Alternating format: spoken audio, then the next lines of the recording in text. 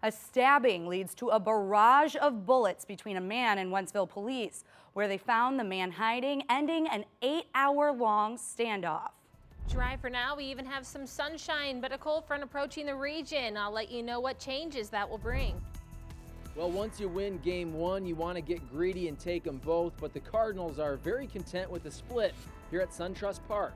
We'll have all the highlights and reaction coming up from Atlanta. Coverage you can count on.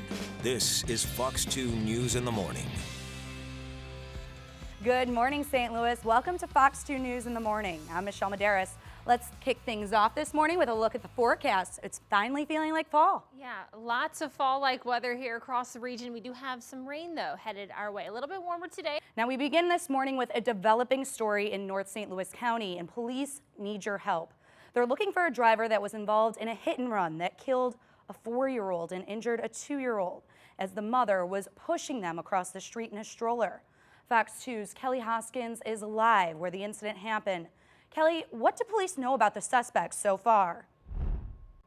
Authorities say a standoff in Wentzville is over after more than 8 hours. They found a man barricaded in a shower. Police tell Fox 2 that the standoff ended around 2 this morning at a home on Hackman Hollow. Investigators say they were able to enter the home and found that suspect alive. He's now in police custody. Things started after a woman was stabbed inside the home. An officer was also stabbed before the man was able to barricade himself in. Both people are expected to survive. Police say at least 40 shots were fired between the suspect and police. St. Louis City Police are investigating a late-night homicide that left one man dead. Police responded to the 5500 block of Mimica in North St. Louis around midnight.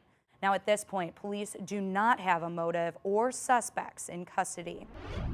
Onto a Fox 2 follow-up now. The Board of Aldermen has approved a $5 million grant for a new anti-crime measure. It's called Cure the Violence Initiative. It passed with a unanimous vote. Mayor Lyda Crewson and Comptroller Darlene Green signed off on it earlier this week. It's the city's latest way of trying to stave off the rising number of homicides and shootings. I think, you can't put a particular number on saving lives, and that's something that I think anybody with a heart, number one, should take into consideration. Of course, it's a lot of money, but we have a lot of lives that are being lost. St. Louis Board of Aldermen President Lewis Reed moved the legislation through the Board of Aldermen. He says he hopes it will be fully implemented by the first of the year and significantly reduce crime by next summer. In honor of Officer Blake Snyder, who was shot and killed in the line of duty in October of 2016, as well as other fallen first responders, the St. Louis community will come together this morning to honor the fallen heroes at a First Responders 5K run and walk. It takes place at 9779 Green Park Industrial Drive in St. Louis. Registration there starts at 7 and the walk will begin at 8. It will be followed by fitness competitions, and all proceeds will be donated to Backstoppers. Also happening in St. Louis, the American Red Cross will hold a blood drive today at Parkway West High School. That's from 10 to 2. The American Red Cross is currently in an urgent need of blood. Health experts say every 2 seconds, someone in the U.S. needs blood, and right now, their blood supply is running low. A fundraiser will be held today for Grafton residents recently impacted by all the flooding there. That's today at the Mason Hollow Park.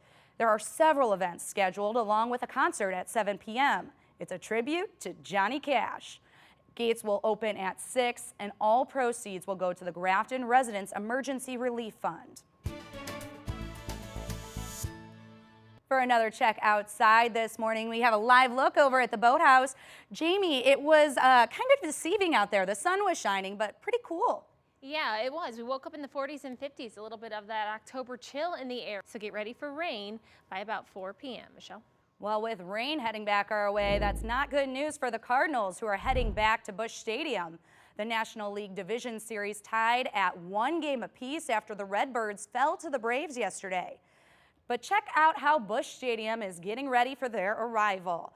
They're putting the finishing touches on the field, which will host games 3 and 4. It follows the Braves shutout of the Cardinals 3-0.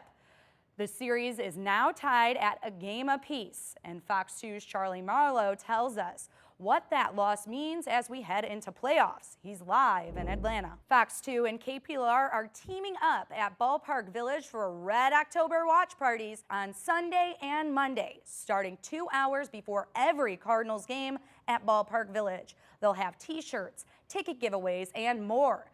Stop by or stick around for the game at the best viewing experience in St. Louis. A 12-year-old boy was dragged and then run over by a school bus in North Carolina. She pulled away, and so it dragged me, and then I fell. He could have died. When coverage you can count on continues, the oversight by a bus driver that nearly claimed the life of that young boy.